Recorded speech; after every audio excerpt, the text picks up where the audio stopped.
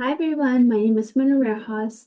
I am a student at the University of Florida, and today I'm going to be giving a presentation on the evolution of mental health therapies and treatments for my graduate project in emotional health and health counseling. So let's get started. All right, so we're going to go ahead and talk about the learning objectives. So throughout this presentation, you'll be able to define mental health, describe the historical context of mental health and treatments, discuss key milestones and evolution of mental health treatments, identify and explain common types of mental health treatments and therapies, and describe each type of mental health treatment and therapy discussed. All right, so first we're going to start by defining what mental health is.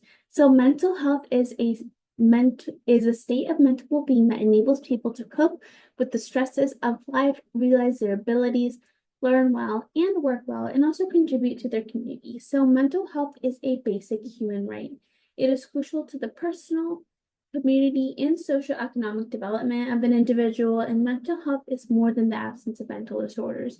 It exists on a complex continuum, which is experienced differently from person to person, and each person experiences varying degrees of difficulty and distress, which is important to keep in mind when talking about treatments of an individual because sometimes medications may work well for someone and then for others they may not work at all, and just different therapies and ways to treat mental disorders. All right, so we're going to introduce the story of Louis Wayne. So here we can see some pictures of some cats that he drew. We can kind of see how they progress to kind of look a little bit more abstract in the bottom row. So we're going to talk about how his paintings evolved. So Louis Wayne was a famous artist during the late 19th and early 20th century. He was famously known for drawing pictures of his cat. So Louis first began drawing cats after discovering his wife was terminally ill with breast cancer. He found that drawings of their cat at home brought her a lot of happiness. So Louis had always suffered with mental illness. However, after his wife unfortunately did pass away, the symptoms worsened drastically. So in June of 1924, Louis's sisters were very concerned with him at the time and contacted a doctor who deemed Louis certified insane. So Louis was then brought to a mental asylum in Great Britain and diagnosed with schizophrenia. So now we can kind of understand why his paintings might be normal to being something that, like his schizophrenia, would describe as a cat. So Louis's artwork shows how his schizophrenia developed from the time of his wife's death to the time he was institutionalized in mental asylums and hospitals. So it's an interesting way to look at how schizophrenia affects somebody in their perception of art. All right, so we're going to go ahead and talk about the impact of evolving treatments and therapies over the centuries. So, mental health has been very important to the well-being of people for a very long time, but the way we arrive at knowing, treating, and caring for mental disorders is a change that was transformed drastically. So, evolution of mental health treatments and therapies over the past centuries have paved the road for today's leading approaches that prioritize a person's well-being and provides evidence-based information and addresses the needs of large groups of diverse individuals needing mental health support to promote healthier lifestyles. So we'll see how the treatments evolve throughout history as we discuss different eras and the different types of treatments that have been used commonly. All right, so now we're going to go ahead and talk about the first time period, which is going to be 3000 BCE to 1500 CE. So it's going to be the time period from ancient Egypt, Rome, and Greece to the medieval era. So the first treatment that we're going to talk about is going to be trephination, which is described as the practice of drilling holes in the skull to treat mental illness.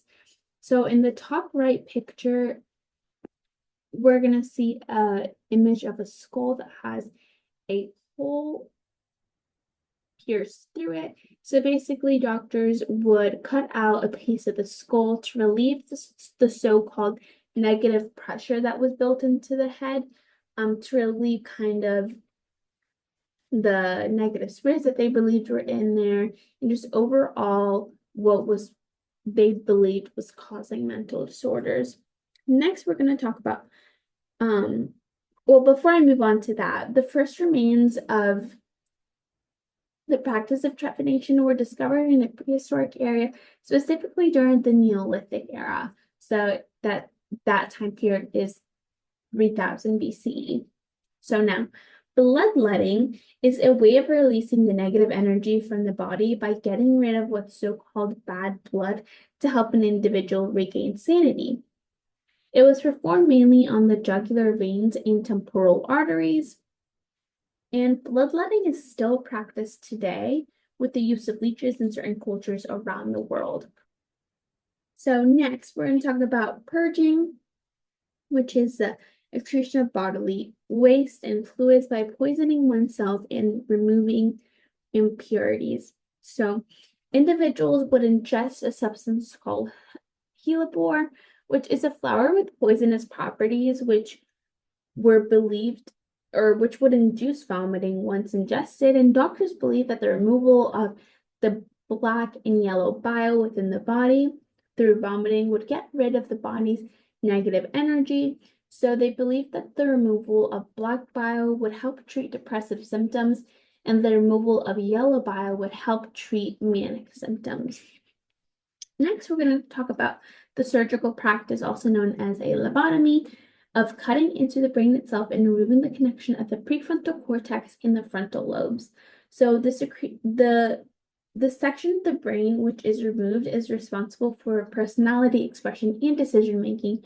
So an individual after receiving a lobotomy is left with a much calmer affect, but is also left with kind of a flat personality or just not having a lot of emotions, which is one of the many negative side effects of lobotomy, which is why we never really see it practiced anymore, because an individual is left with a lot of deficits.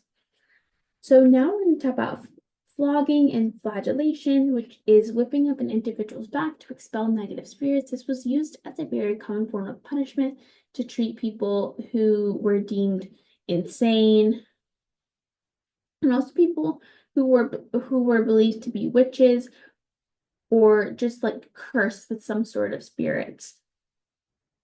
So now we're going to talk about spiritual rituals. So this is a belief that mental illness was caused by spiritual or evil forces. So the first one that I was able to research was shamanism. It's one of the earliest forms of healing practices in history. Shamans served as spiritual intermediaries, which worked to diagnose and treat illnesses through their spiritual connections. It was believed that not only physical symptoms, but also spiritual and emotional symptoms contributed to mental illnesses among individuals. Now, next, we're going to talk about exorcisms. So it's this ritual practice used to expel evil spirits, usually performed by a priest or a bishop. And lastly, we have herbal medicine, which is still used today, and it's a lot of what our synthetic medicines are derived from. It's medicine derived from local plants and minerals used to treat illnesses. So Mesopotamia was one of the earliest civilizations to use herbal medicine. Now we're going to go ahead and talk about the time period between the 14th through 17th century, also known as the Renaissance era, to the 19th century. So we're going to go ahead and talk about the birth of psychiatry. So the birth of psychiatry is the formalization of psychiatry for individuals suffering from mental illness. We're going to go ahead and highlight reforms such as the Justice for Humane Treatment and push for more holistic and alternative therapies. So there were three historical developments that led to the birth of psychiatry. The first one is the creation of conceptual space for the disordered minded. The following is agreement that the brain was the major organ related to mental illnesses. And lastly, the emergence of private madhouses and public asylums. And these three main events or historical developments really led and pushed for psychiatry to be a field in medicine and to be studied more deeply. So now we're going to go ahead and talk about psychoanalysis. So it's a method for treating mental disorders shaped by the psychoanalytic theory, which emphasizes the unconscious mental processes and is sometimes described also as depth psychology. So the founder of the psychoanalytic theory is Sigmund Freud. He discovered it, he discovered it in the early 1890s, and he had three main ideas. So the first one was interpretation of dreams through like free association. So he concluded that dreams are disguised fulfillments of repressed infantile wishes. Next, we have childhood experiences which revealed the childhood experiences significantly contributed to the personality and behavior of adults. And then we have the unconscious mind, which he described it as a shadow of the real conscious mind, which has instinctive fears and selfish motives.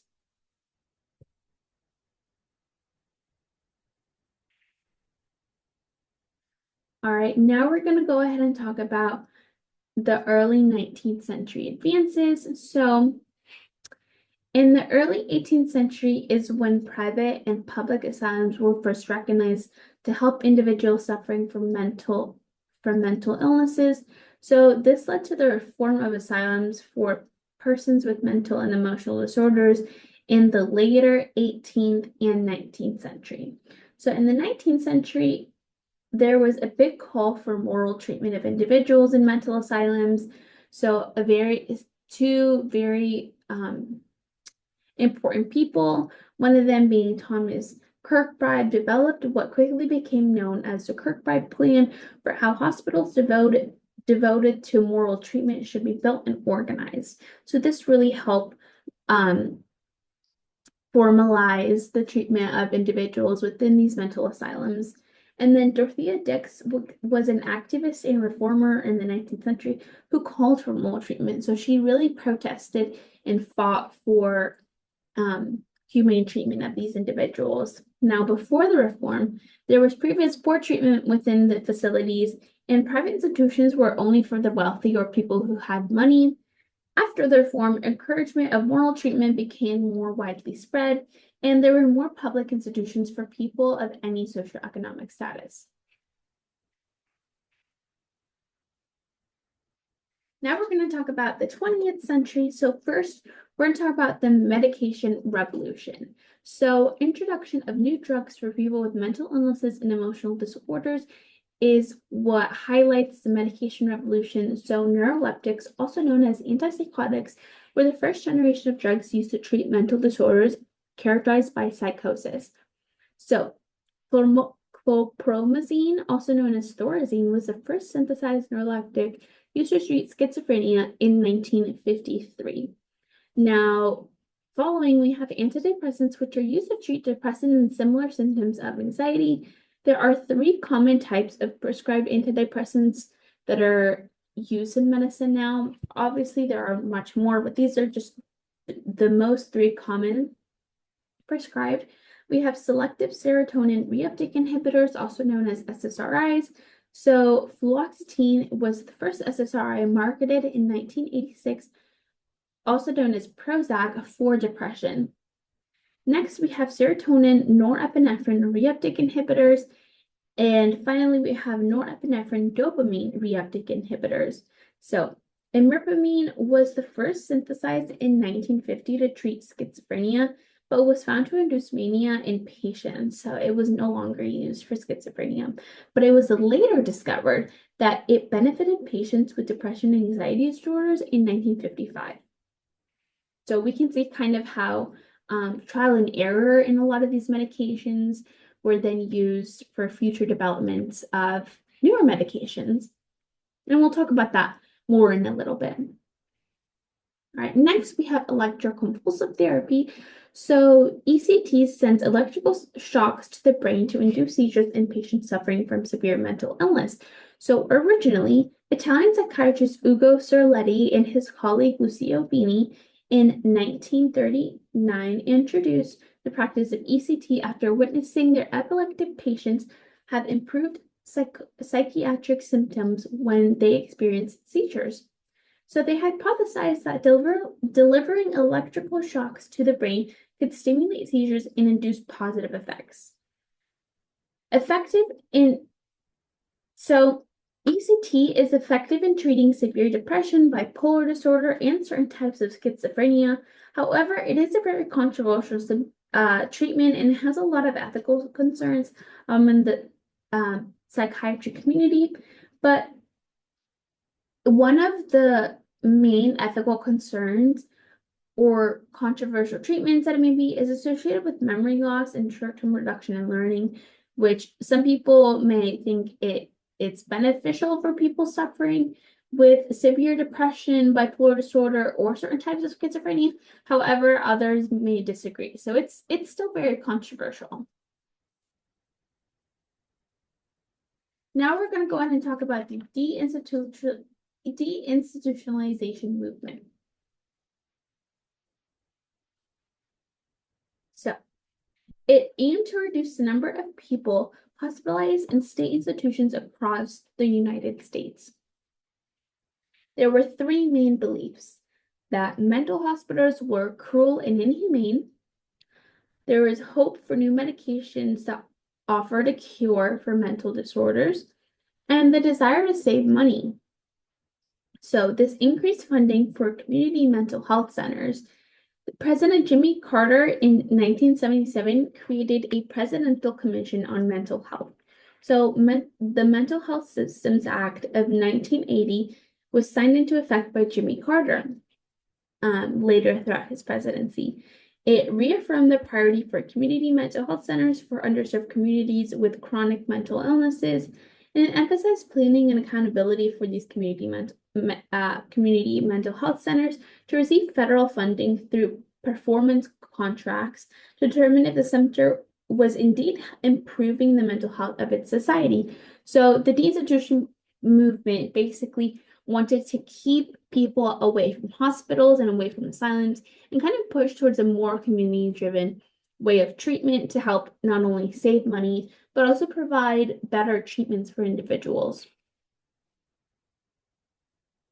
Which is why now that we have a lot of centers within our communities, such as here in Alachua County, where you can go to Meridian or Vista and receive mental health support. All right, now we're going to talk about the 21st century advances in treatments. So here are the more modern therapies that we're going to talk about. So we have cognitive behavioral therapy, which is also known as talk therapy. I'm sure many of you have heard of it. So CBT helps you become aware of thinking patterns that may be creating issues. So it's talking with a person who tries to help you walk through your problem or the issue that you're experiencing. So it helps individuals understand relationships between thoughts, feelings, and behaviors that are contributing to the problem as a whole, and helps find effective ways to cope and respond. It commonly helps treat depression, anxiety, PTSD, and eating disorders. Now we have dialectical behavioral therapy. It is another form of talk therapy, but specifically for people who experience very intense emotions. It's a common type of therapy for individuals with borderline personality disorder. It focuses on helping people accept the reality of their lives and their behaviors, as well as helping them learn to change their lives and including their unhelpful behaviors. Now we have mindfulness therapy. So the first one we're going to talk about is mindfulness-based stress reduction. It was initially developed for hospital patients. However, it has expanded its practice in the field of psychiatry. It has become a common type of contemporary medicine, which addresses a wide range of mental health problems. And then mindfulness-based cognitive therapy is similar to mindfulness-based stress reduction. It was created specifically for persons with recurring episodes of depression to prevent relapse. So next, we have pharmacological advances. So there has been a large synthesis of new and more effective medicines that help treat the same mental disorders. However, they have less negative side effects. We have emotional support animals, creative outlets such as art and music, and now telehealth, which is becoming a lot more widespread. So it allows medical care to be more accessible for individuals suffering from mental disorders and involves talking to a doctor via phone or video call to address health problems. All right, so now we're going to go ahead and jump into our case study. So the case study was on the effects of Prozac on PTSD. So it was performed by Dr. Bessel van der Kolk, a distinguished psychiatrist, and it was performed on a group size of 64 people, 22 of which were women and 42 which were men. 33 of these people were non-veterans and 31 were veterans. So this was the first study at the time on the effects of selective serotonin reuptake inhibitors, which was a new class of drugs at the time in 1988 on people suffering from PTSD. So in the study, we were able to learn that everyone who had received the placebo improved at least to some degree. So every participant had a 50% chance of receiving the active drug, which was Prozac, or also known as fluoxetine. Prozac worked significantly better than the placebo for patients from the trauma clinic, which Dr. van der Kolk served. So the patients from the trauma clinic reported improved sleep, more control over their emotions, less preoccupation with the past. However, he also learned that Prozac had no effect at all on the combat veterans at the VA. So PTSD symptoms still remain unchanged for many of these people. Throughout the study, we learned that medications such as Prozac and other similar drugs such as Zoloft, Celexa, Cymbalta, and Paxil have made a substantial contribution to the treatment of trauma-related disorders. In the study, Rorschach's test was used to measure how traumatized people perceive their surroundings. So before taking Prozac, patients' emotions controlled their reactions. However, after taking Prozac, PTSD patients gained a sense of perspective and helped them gain considerable control over their impulses. So we learned that as serotonin levels rise or increase, patients become less reactive to stressors and triggers, which in turn decreases their fight or flight responses. So here we have our references. And if you guys have any questions, please feel free to ask me. And I hope this was very informational.